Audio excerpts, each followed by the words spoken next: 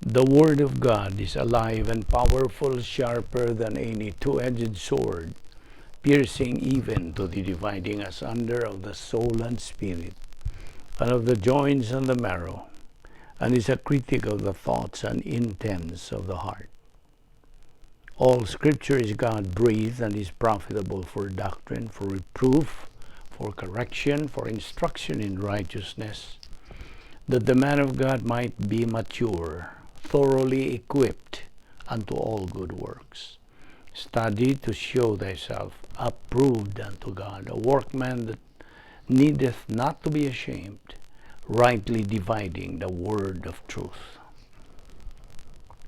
Psalm 25, 3-5 and 21. Indeed, let no one who waits on you be ashamed. Let those be ashamed who deal treacherously without cause. Show me your ways, O Lord. Teach me your paths. Lead me in your truth and teach me. For you are the God of my salvation. On you I wait all the day. Let integrity and uprightness preserve me, for I wait for you. Psalm 27:14. Wait on the Lord, be of good courage, and he shall strengthen your heart. Wait, I say, on the Lord. Micah chapter 7, verse 7. I will look to the Lord. I will wait for the God of my salvation. My God will hear me. 1 Corinthians 2:16. For who hath known the mind of the Lord, that he may instruct him? But we have the mind of Christ. Philippians 2:5. Let this mind be in you, which was also in Christ Jesus. Isaiah 55:8-9. For my thoughts are not your thoughts, neither are your ways my ways, saith the Lord. For as the heavens are higher than the earth, so are my ways higher than your ways, and my thoughts than your thoughts. Philippians 4:11-13. For I have learned to be content in whatever circumstances I am. I know how to get along with humble means, and I also know how to live in prosperity. In any and every circumstance, I have learned the secret of being filled and going hungry, both of having abundance and suffering need. I can do all things through him who strengthens me. 2 Corinthians 5:18-21. And all things are of God, who hath reconciled us to himself by Jesus Christ, and hath given to us the ministry of reconciliation, to wit, that God was in Christ reconciling the world unto himself, not imputing their trespasses unto them, and hath committed unto us the word of reconciliation. Now then, we are ambassadors for Christ, as though God did beseech you by us. We pray you in Christ's stead, be ye reconciled to God. For he hath made him to be sin for us, who knew no sin, that we might be made the righteousness of God in him. Before we start our Bible study today, gikinahanglan ang atong pagsusi sa atong tagsa-tagsa kalag nining atong pagpakigatubang sa kamatuoran. Gikinahanglan kining atong mga salang nabuhat ning adlaw ato kining isugid ngadto sa Dios kamahan, kay ngadton lamang kita magasugid sa atong mga sala. 1 John 1:9 naga-cover niini nga nagaingon sa in English, if we confess our sins, God is faithful and just to forgive us our sins and to cleanse us from all unrighteousness. But for you, unbeliever, wala ka pa'y kaluwasan, Giyawhag ka giagda kas paggamit niya ng imong kabubuton, free will, o sa imong paghimo sa labing mayroong danong desisyon sa tibuok mong kinabuhi. The decision to believe in the Lord Jesus Christ as your Lord and Savior. Acts 16:31 agayon sa English, believe on the Lord Jesus Christ and you will be saved. Busa sa hilom, magandam tas tong kaugalingon. Let us pray.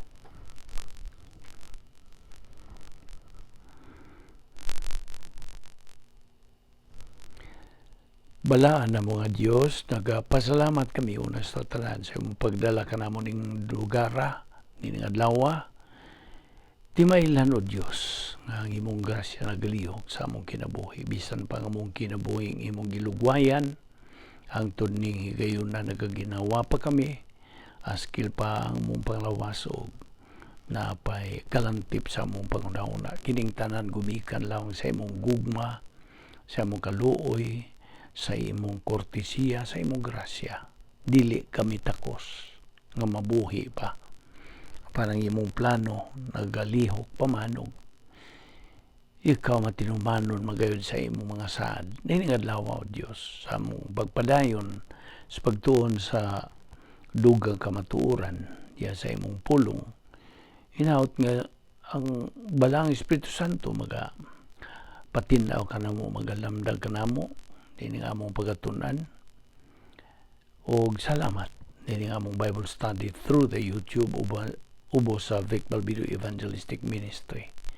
Kining tanan among gipasalamatan sa ngalan ni Ginoong Jesucristo, among bugtong manluluwas. Amen. Well, maayong adlaw sa tanan, nato nga mga subscribers, atong mga higala, mga suki na, nga nagasunod ning atong adlaw-adlaw nga pagtuon sa pulong sa Dios, o labi na kaninyong mga igsuon diha ni Kristo. Fellow believers, welcome kaninyong tanan. Okay? Anihan na sab kita nagadupot sa atong tunanan nga giuluhan og the Unfailing Love of God. Daghang kitag mapupo nga mga pagtulunan gikan ining maong uluhan sa atong o dugukan sa atong hilisgutan nga pagtulunan gikan sa pulong sa Dios. Now, ato nang nahibawan nga ang Dios dili na ito masabtan, di na ito makabot, kay infinite man siya, eternal man siya, kumparar sa ato nga pangunahuna nga finite, may kinutuban, mga masalaypon, mga makasasala. So, ang paagi sa Dios nga mailhan siya nato, mao ang pagtuon siyang pulong. O mao nga atong gitunan sa pipila na kaadlaw karon nga ang Dios ana, God exists. Unya kay anaa man siya, magapadayag siya siyang kaugalingon. He reveals himself. Unya ang iyang pagpadayag siyang kaugalingon, undanon gyud. It makes sense. Unya siya ana ay plano.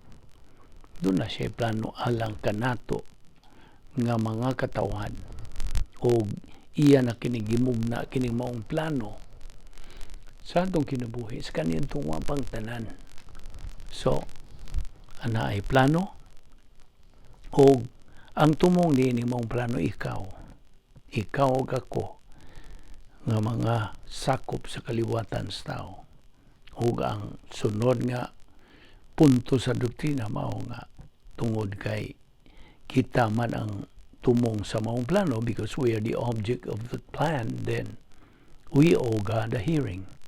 Naginahanglan kita sa pagpaminaw sa iyang igatudlo kanato, bahin kaniya. Okay? So nagasabot ka? So mao kini ang atong gihisgutan sa miyaging pipila na ka mga sesyon sa atong pagtuon ini. Okay. Atong hisgutan karon ang bahin pagyud sa mga punto nga atong gibiyaan kagahapon nga Christ had to become humanity to be the Savior of the world. Ato naman inggi tuki o gikinahanglan nato ang pagbarog sa doktrina sa reconciliation. He reconciled man to God. Ug siya lamang ang bugtong tigpas taliwala, the mediator between man and God. Kitang mga katawhan wala mangyoy mahimos tong kaugalingon. Mao ni kahimtang nato, we are in total depravity. All people have old sin nature. Gani ang Roma 7:18 nagingon, no good thing dwelleth in me. Kay ang bahin gud sa atong kinay makasala, it is immaterial. Og anaa sa material nga cells, cellula. The cells have their process to replenish. Gitawag kini og mitosis. So, kitang tanan na ani sa atong DNA. Every cell has its DNA. Ug ang DNA has its chromosomes. Okay nga atong pagtuki nini. Ug ang atong mga chromosomes mao ni mo Xerox sa atong cell. Una pa kini sila mubuwag. We call this process mitosis. Okay? Thus, ang atong kinabuhi is maintained in this way. Okay? Magkalahutay kini atong pagkinabuhin pinagi niini.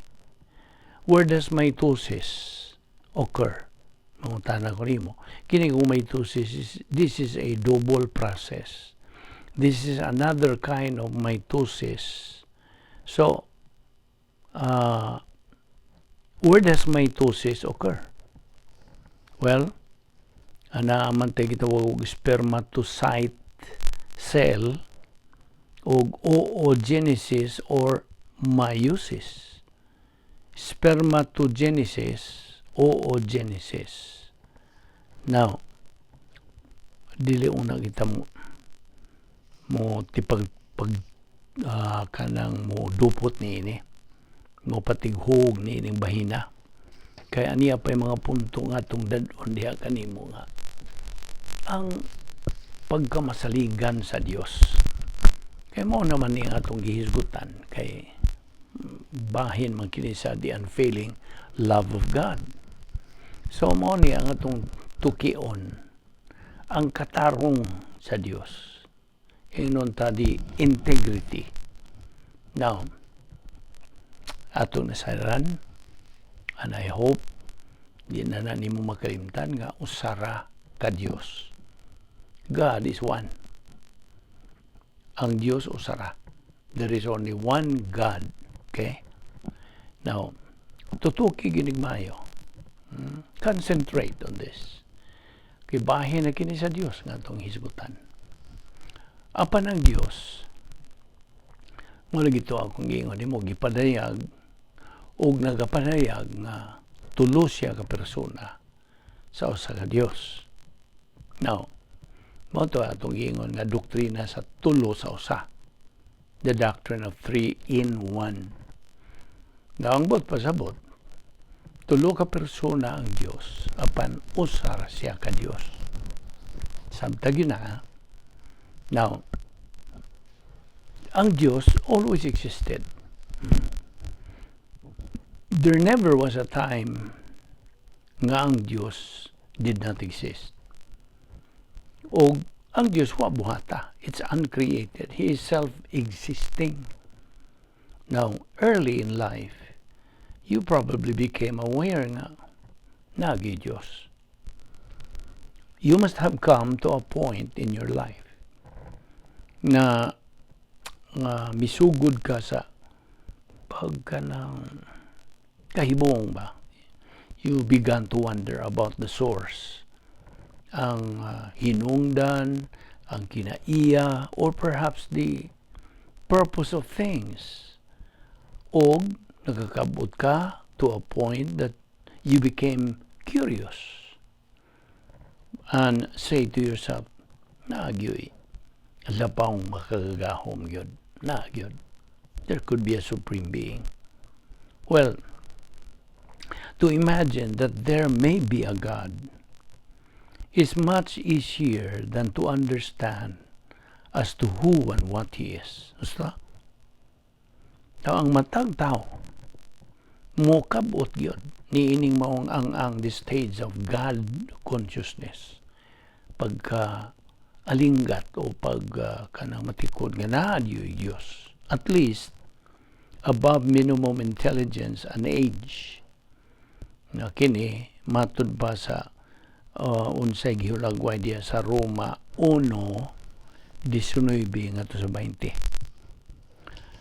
Apan ang labing dakong tahas sa pag-ila sa Dios, nanginahanglan kini og labaw sa kinaiyahang ingnon ta maukit-ukiton. It requires more than innate curiosity. Kini nanginahanglan og usa ka positibo nga kabubuton. It demands a positive volition. Usa ka may initon nga tinguha sa tao nga iyang mailhan ng Dios. The willingness o pagdisiplina sa kaugalingon aron siya mosumitir sa pagkat-on sa kamatuoran. Kay sayod naman kita nga ang positibo nga kabubuton is a matter of choice. Basta, sa matag tao. O kasagarang mga tao, mo give up, mo surrender na daan sa di pa kini sila makadangat sa ilang tinguha sa pagsabot. Mo surrender. Well, first of all, ang Diyos mismo miangkon nga siya usa ka persona. That God is a person. Okay? Unsay iyang gisulti bahin niya. Hindi. Ang Diyos nagaingon og ako mao si ako. I am that I am. So, kana lang pag-ingon niya ana, usa siya ka persona. Correct? Persona ang Diyos. Og sa iyang pagka-persona, mailhan na nimo siya sa iyang pagkatinuod kung nahimo da nimo siyang tinuod sa imong kinabuhi. That you made Him real to your life. So as a Christian, remember, nomdumi, nga ang bugtong paagi alang nimo to make God real in your life is for you to make the Word of God real in your life. Kasabot ka? Ay nga naman. Tungod kay di man nimo mabuwag ang buhi nga pulong sa sinulat nga pulong. You cannot. You cannot separate the two. They are one. Di nimo mabuwag ang pulong sa Dios o ang Dios mismo. Mo'y hinungdan nga it is tragic to notice that labihas kataghan bagang duot sa mga Kristuhanon napakyas ni ining particular aspect tungod kay most of them kasagaran nila in the first place do have wrong priorities in life. Sayop ng daan sa pagsugod pa lang. That's the main culprit in this matter, in this particular aspect. Wrong priorities in life. Ug tungod niya na, they consequently fail to deal with their children when they are supposed to train them pag kanang amuma nila, pag kanang agak nila the Christian values and principles in life sa sayo pa sa mga bata pag sila at an early age. That is why most of these young people, paminaw, kasagaran ni mga batanon nga mga young people karong panahona ni ilang henerasyon do not have a clue how to honor God, how to live the Christian way of life. Nga naman. Again, because their parents failed to train them, to guide them in their Christian life. Mauna. They are just the products of their parents being losers in life. Nga no? Again, tungod sa negatibo nga kabubuton ni ining maong mga ginikanan ngadto sa pulong sa Dios. Negatibo. Why gana? Why gugma? Why kainit? Why panahon? Why pagpanumbaling sa ilang espirituhanong pagkinabuhi? Wala. They're negative. Sabi ni mo, ang pagka-bildiro o pagka-mananaog sa kinabuhi is a matter of choice, ba? Basta? It is. And nobody is to blame except themselves, ra. Sila ra gyud. Sila ra gyud mga parents ang mabasol sa pagkabadlungon sa ilang mga anak. Di man ni gina. Isil-sil na sa imong alimpatakan. Labi na nga itong panahon karon at this point in time, ang mga kabataan, yung mga bagong tubo karon, of course, dili man tanan. Because they have not been trained. They had not been guided and disciplined properly by their parents. Gitawag ni silang mga wayward. Wayward na, mga badlungon na, labad nas o sa mga ginikanan, labad nas o sa katilingban. Ang uban, mga adis-adis na, mga druggies, they have become a menace to society, a liability to society rather than an asset sa katilingban. Unya, ang grabe pa, kaya ang mga ginikanan, mga magtutuo ra ba unta. They're believers. They are saved people. They are regenerate people. Kining mga ginikanan who are Christians sa gagmay pa ning atong mga kabataan ato na unta. We are supposed to matuto sa atong mga kabataan pinagi sa pagtudlo kanila di lang sa mga Christian values kundi bahin sa Dios. Sabot ka? Nabitaw na gisultis bala ang kasulatan diya si Hebrehanon 4:12 nga nagaingon og ang pulong sa Dios buhi ug nagalihok nga gamhanan, etc. Dihas Timoteo segundo Timoteo 3:16 ug 17 po nagaingon ang tibuok nga kasulatan gipaginhawa sa Dios ug may kapuslanan alang sa pagpanudlo. Di man nila pagpanudlo, alang sa pagpamadlong, alang sa pagpanulid, ug alang sa pagmatuto sa pagkamataro. Aron ang tao sa Dios mamahingpit masinangkapan alang sa tanang maayong buluhaton. Now, kining mga batang gagmay kinahanglan na kana sila nga mamatuto, imatuto sa kaibalo kinsa ug unsa ang Dios. Esplikahan ba? Pasabton ba? Unta. Pasabton ka na sila o sugod. Sugdan yun mo na mga bata, gagmay pa na sila. Nga na ay Diyos, na ilabang makagagahom. Kaya mga bagong tubo, God, karon, kasagaran ini, wala gyud ka na sila ma-oriented nga na ay Diyos. Ang ilang i-practice na lang, simba kayo, ting simba. Kasagaran gani ini nila, di na mo tuo nga na ay Diyos. Wala grabe. Mas importante pa nila ang ilang kaugalingon. Ang nakagrabe ko ini karon, as a Christian, you should remember nga doon na kay nadawat. Huwag ka nang imong nadawat maong kaluwasan. Salvation. Mo ka rin nakapahimo nimo nga Christian. Ibaw ka ba? Ug sayod ka salvation, kaluwasan, gikan o ginatag ni kinsa? Ginatag sa Dios. And therefore, there is a God. Gusto? Now,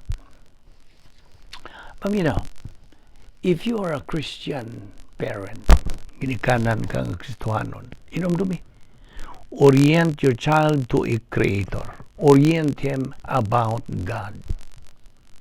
Di man kinahanglan nga mo dawat o kalawasan ang bata kay he or she cannot understand it yet. Di pa man. It takes time. Apan as part of, well, naman po yung mga gagmay pa. Nagasabot na, Espiritu Santo nagapatinaw kanila o midawat na daan.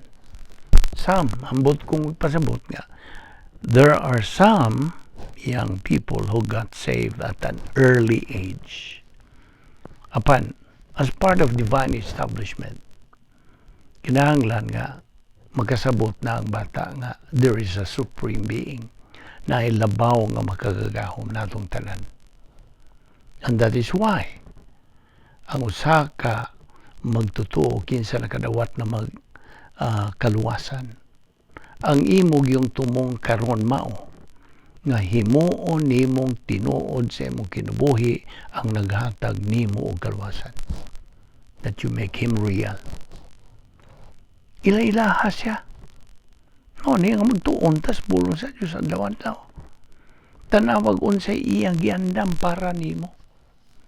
And this personal sense of destiny nagadani ining daghan kayong mga butang alang sa atong pagkinabuhi sa adlaw-adlaw. That is why when we enter into the study of the integrity of God, we're going to see kung unsa ka bililhon, importante, kamaynungdanon ang pag-angkon, ang pagsiguro nga nahimo ng tinuod ang Dios sa atong kinabuhi.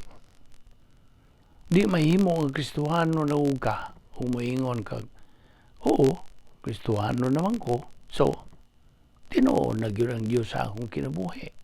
No, unsa man na. Istorya ba lang na, tinuod yun. Mao man ay problema karon. Ingano god na may mga Kristohanon pod nga muingon og ayaw ko pangutan ang ingon anak kay di may tabo nga dili tinuod ang Dios akong kinabuhi. Now always remember that if you are an unbeliever, dili magtotoo, kinahanglan nga makaibaw ka nga naagyo'y panahon sa kinabuhi nimo nga moabot ka sa kanang gitawag og God consciousness. Amgo ka nga naay Dios. Karabang point of your life nga makahuna-huna ka nga doon na gyud labang makagagahom. Apan kung imong di nimo panumbalingon, if you just ignore it or disregard it, o di nimo ka nadawaton, it's all up to you. Naragid na nimo. If you just think for a moment, grabe sa Diyos na. Ay sometimes muna-huna nga, imagine, sa wala ning tanan, wala pa ang kalibutan, buhata sa Diyos, nahibaw anumang gyud niya sa kaniadtong wa pa ang tanan, nahibaw na sa Diyos. As to who is going to believe in Him, nahibaw na po niya, kinsa ang di mo tuon niya. You see? Kinsa mo dawat sa kanwasan, kinsa mo sa likway, nahibaw na niya. He perfectly knows all these sa wa pa ang tanan. Naibaw na ang Diyos human ka mo dawat niya. Naibaw na siya unsa imong mga gikinahanglan ingon nga anak na niya. Okay, naibaw naman siya unsa imong mga gikinahanglan, what you need. Siya na pong mo imo pahiduna, mo andam those things, those spiritual assets that you need for you to be able to live that is pleasing to Him. To live a life that is pleasing to Him. Kaya binimo, tungod sa pagkagamhanan, pagkasayod sa Diyos sa tanan, nahibaw na siya sa mga panghitabo sa atong kinabuhi. Bisan gani ang mga butang wa mahitabo sa atong kinabuhi, naibawan na niya. Bisan ang mga incidents o mga occurrences nga may tabuon ta sa atong kinabuhi, pan wa may tabo, kanang tanan naibawan na niya. Kasabot ka. In other words, ang Dios nahibaw sa mga posible nga may tabo. Mga possibles, mga probables, kanang tanan nahibawan sa Dios. Samtag yun na. Yun na ang Dios. Naghisgot, nagtuon manggod ta karon bahin sa niining gugma nga dili mapakyas. Gugma sa Dios nga dili mapakyas, ug ning singit kita niining iyang kanang pagkamatarong nga hingpit, integrity. Ang iyang kaligdong, ang iyang katarong, ang kahalangdon sa Dios. Now, kining pagka Dios sa Dios, I am that I am, matud pa sa Dios. Wa siya pagkausap. Wa siya pagkalubad. Nabitaw na sa alawiton nga great is thy faithfulness. There is no shadow of changing with thee. Di gyud siya mausap. He just does not change. I am God, I change not. Nana mo na iyang gipamulong. So ang tanan nga iyang gipahiluna, nahiluna na. And yet considering the very fact that kahibaw siya kung unsay desisyon nga imong himuon. Di man siya mo tandog, di man siya mo hilabot sa imong desisyon. Dili niya hilabtan. It does not touch your decision. Kahibaw kung siya tanan nga desisyon nga imong himuon sa tibuok nimong kinabuhi. Nibawan niyang tanan. Samtag yun na. Kaya binimo, unsa ka grabe ana, nakita nimo. Nahibawan lagi tanan sa Dios ang imong mga desisyon. Maayo bang desisyon o dili? Nahibaw siya. Yung na kagrabe ang Diyos, oy. No, kanang pulong grabe, mo yung ganito grabe, negatibo man na. Huwag ta magpasabot nga na, nga negatibo, ato lang ipatinaw, o gihulagway nimo, unsa kapag unsa, why sama sa Diyos. Sabot ka? How incomparable, how indescribable, how amazing and awesome God is. Niya pa, ang mga resulta sa mga desisyon nga atong paghimuon, iyan ang gipahiluna, subay yapon siyang plano para sa atong kinabuhi. You see? Ingon lagi ana ang Diyos. Kita nimo na. Now, kung makaila ka na sa Diyos, unya nakasabot ka nagkinsa ang Diyos, makahimo kag unsa ang pamaagi nga iyang gihatag kanatong tagsa-tagsa ka magtotoo. That is why early in life, you became aware that God exists. Susta? Puslan man nga midawat kag kaluwasan, pinagi sa imong pagtuo kang Ginoong Jesucristo. Nahibaw ka naka nga naay Dios. Susta? Yun sa manday nimo pagdawat o kaluwasan. Kung di ka mo tuog Dios. You know what I mean? Mura man rog dili mo tunong God, di mo sibo.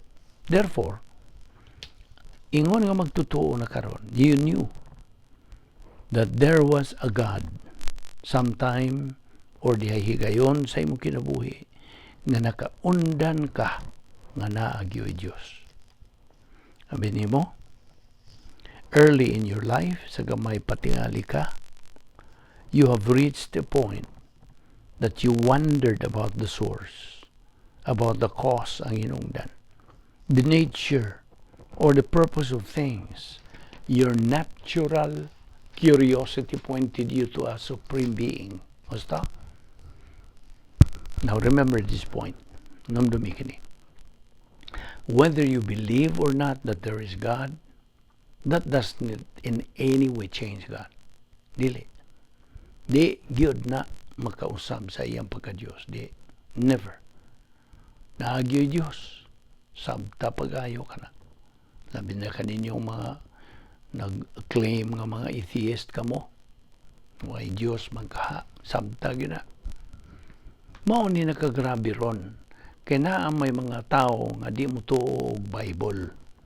Na ay di mo tuo og Diyos. Mani gitawag nila mga atheist. Na ay mga tao ron nga laing Diyos ang ilang gituuhan. But all that, it doesn't change God as the creator, the author, and finisher of our faith. Di yun. But imagining that God exists is much easier than understanding Him. Now, this is the problem now. Especially sa mga magtutuo. Kaya ang bagang duot sa mga Kristuhanon karon, inay ba noon nga they give time to study about God so that they will know who and what God is. Moingon man hinoon ni sila. May pag-imagino na lang gud nato nga naay Dios. Na ang problema ini ron kung mudangat na ang nakalanlay mga pangitabo, mga suliran sa kinabuhi, mga gumunhap, nga mga pak sa atong kinabuhi, ingon nga mga magtuto, wa mantay kadangpan sa pagtugyan sa atong mga problema, kay wa man diha ang Diyos nga angay nato untang mailan. Na mauna. Nasabot ka ba sa akong buti pasabot? Wa man mahimong tinuod ang Diyos. Busang may tabo mao. Na instead of relying on the spiritual provisions that God has already made ready for us, kung sa atong dangpan, mudangot tas mga tawhano nato ng mga pamagi, human viewpoint. Ug mo apply na po din niya ang prinsipyo, human solution is no solution. Only divine solution is the real, genuine solution. Namo na. Kita ka? Niya na? Always good na. Bagang duot sa atong mga kaigsunang Kristuhanon, ingon niya na karon. Tungod kay ang Diyos, imaginon ra. Imagination ra, di siya tinuon. Handura ora. Listen, paminaw. The only way for you to make God real in your life is to make Bible doctrine, the Word of God, real in your life. To make God's Word real, tinuod, matuod, buhi in your very life. Maura yun. Wa na yun lain pang pagi, kasabot ka. But imagining only that God exists, that won't cut it. Imagining imong giingon nga, paghandura o ramangguda. Okay, ang buta na. Sorry to tell you that. So, paminaw. Everyone reaches at a point in his life God consciousness. At least, everyone above minimum intelligence and age. Nana sa Roma 1:19-20. Kung normal ka lang nga pagkatao, you will be conscious and aware that there is a God. Okay? Ang matag usa ka tawo, according to Romans 1:19-20, gihatagan gyud ni anang gamay nga consciousness, diasud niya nga he would know that there is a God.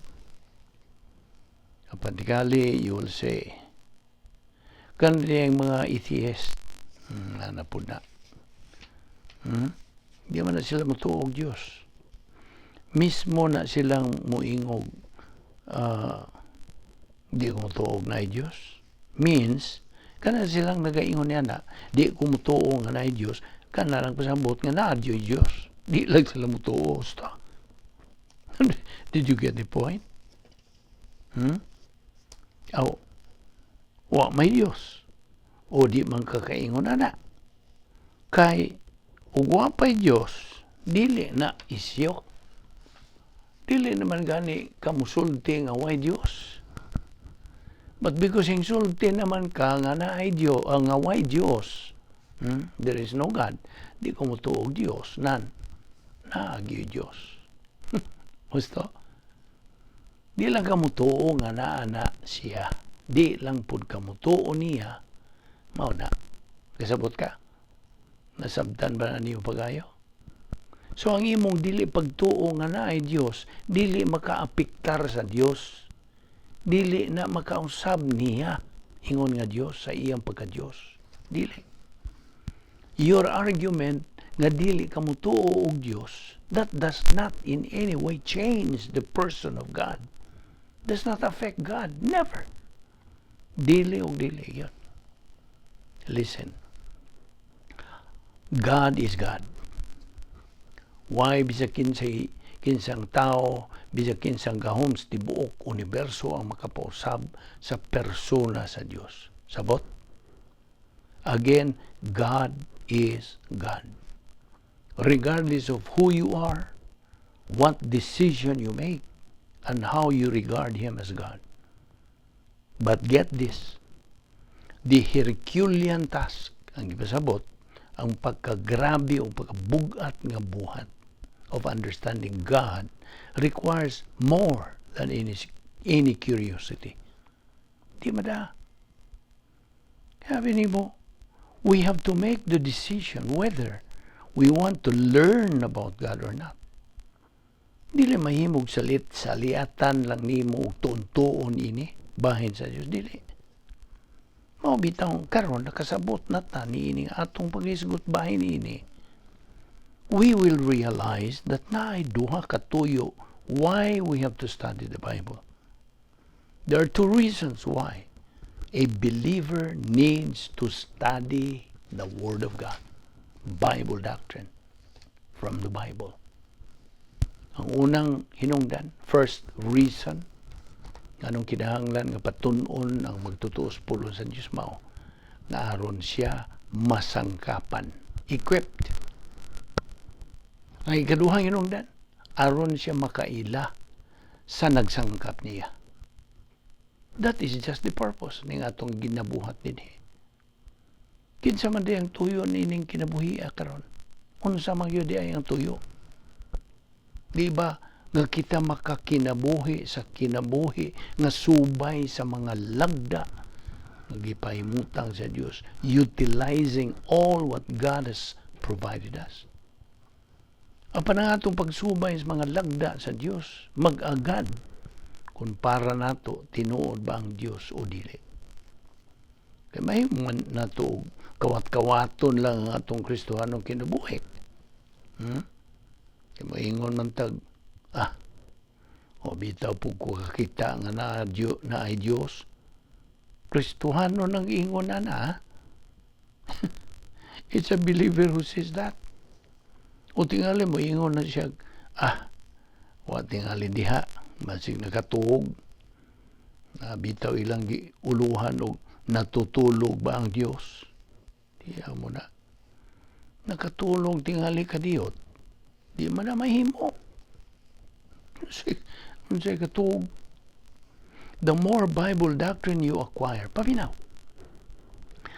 Sa magkadaghan ang pulong sa Dios nga imong naangkon, the more nga ang Dios becomes real. Kasabot ka? And the more God becomes real, the more nga mas maepektibo ang mga gisangkap niya sa imong kinabuhi. That's it. Kining mga doktrina nga atong gitunan, di lang yun gihapon kini kapahimuslan nimo until God also at the same time becomes as real as the Bible doctrine in your life. O bitaw atong gitunan nga kinahanglan gyud nga dunay spiritual nga phenomena nga mapupo nimo sa imong paminawon ug imong madungog, because that's the only way for you to experience the reality of Bible doctrine nga maunay nagalihok og nagadumalas imong kinabuhi ingon nga Kristohanon as a believer. Di madaan ng you will just say, aber atong paminawon, aber ato kunong suwayan. Although many of us diha magsugod og ingon ana, di ba? Pero ang imuha god Mao bitaw ni gisaad man pud ni sa Dios nga kung imo siyang pangitaon, imo siyang makaplagan. Jeremias 29:13, right? You will seek me and find me if you will search for me with all your heart. Heart, kardiya. Mo ka na nga. Get this. Kung imo gyud siyang pangitaon sa tinuuray, imo gyud siyang makaplagan. Di man makakang Diyos lagi. Unsay iyang isulti, tinuod man yung tumanon ka na niya. Dili na siya Diyos kung dili ni niya tumanon. Right? He is no longer God. Hinumdumi gyud ni kanunay. God keeps His word. Ang Diyos mutuman gyud sa iyang mga pulong. Listen.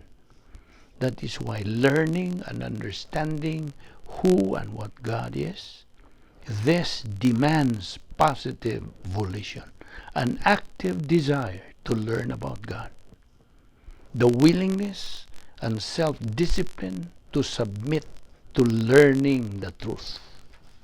Until we are able to discipline ourselves, until we are convinced, ingon nga mga Kristohanon, doon na kay gikinahanglan. Ug ang gikinahanglan mo, mao ang mga spiritual provisions. Pagsangkap ng spiritual, aron ka magmalampuson ug magmadinaugon sa imong espirituhanong pagkinabuhi, ingon nga magtotoo. Apart from that, di gyud mahimong tinuod ang Dios sa imong kinabuhi. Ato ni ipadayon ugma. Di nila una kita kutob, ayaw si Piat sa sumpay niini. Ato ipadayon kini ugma. Magampo ta. Balaan na mga Diyos, nagapasalamat kami kanimo sa imong grasya nga nagalihok sa among kinabuhi. Salamat nini nga among gitun-an nga mga kamatuoran. Pinagis pagahom ka na mo sa Espiritu Santo hinaut nga kini mahimo kayong tinuod ug klaro tataw nga ni sa among mga kalag. Salamat o Dios sa imong grasya. Ini nga among Bible study through the YouTube ubo sa Balbido Evangelistic Ministry. Kining tanan among ipasalamatan sa ngalan ni Ginoong Hesukristo. Amen.